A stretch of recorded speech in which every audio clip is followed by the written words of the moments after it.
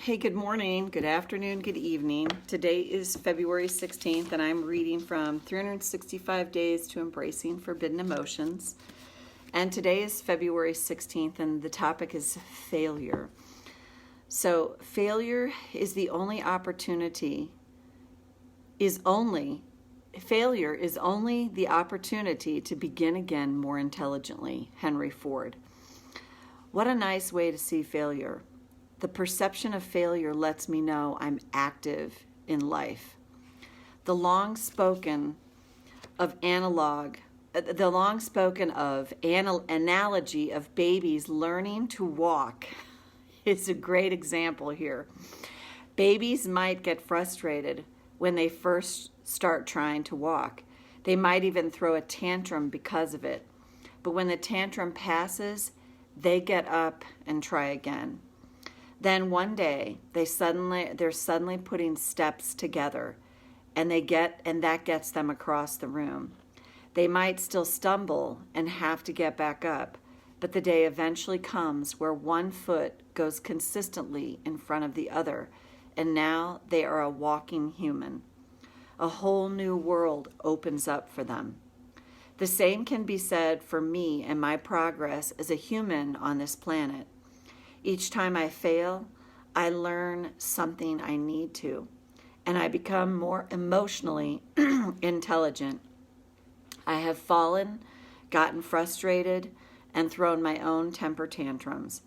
But this is part of the human condition. I bet if I look, I can often find where I've initially failed at something, but then a day comes when I overcome the supposed failure, and the stars align just right, and now I've changed a pattern in my life for the better. There will also be those things that don't seem to change much. I may have tapped on these things more times than I can count, but I still see no visible change for the better. What if this is just letting me know it could be time to turn this over to whatever I believe would or could be a supportive higher being? What if, as I learn that surrendering to this thing, it's actually a way of reminding myself that I'm not alone. There are forces at work here that have my back and support me. I just need to remember this and continue to come back to this idea. What if this thing that has caused me pain and suffering is the very thing that reconnects me to this source? I know that's friggin' true for me. Thought for the day. If something is not changing, what if it's time to practice surrendering to whatever I believe in and to begin again? I know that in my own life, hey bugs, I know that in my own life, and I heard this said this way, and I think it's so true. If we have something that we're really trying to change, and it's not changing for us at all, it's what if I heard this, I think this was Sunday when I was listening to someone talk. What if that's the very thing that is really bringing us back to this place where we reconnect with whatever we believe? It doesn't have to be God. It can be the dinosaurs, Fred Flintstone, but it can be just a wiser part of ourselves, the more intuitive part of ourselves, the part that we learn to lose over time because of the programming of the culture that we live in, the part that allows our life to flow, that allows things to come to us more easily. And that is to me, what a great reframe on things that we suffer over. I had this experience myself where there was something I've just tapped on so much in my life. It's not for lack of trying.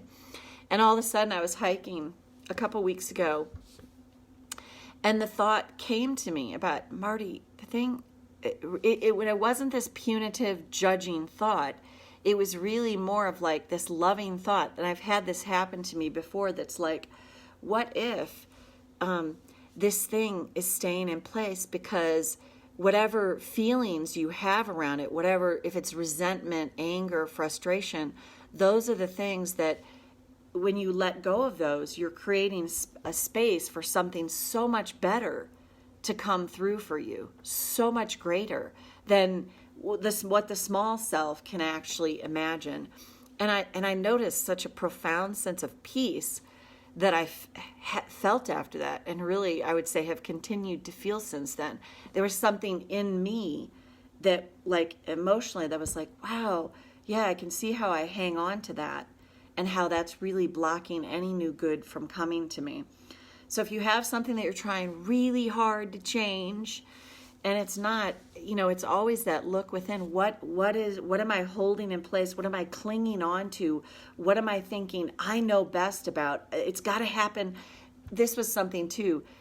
I saw that this resolution, I was really fixated on the resolution to this has to come this way.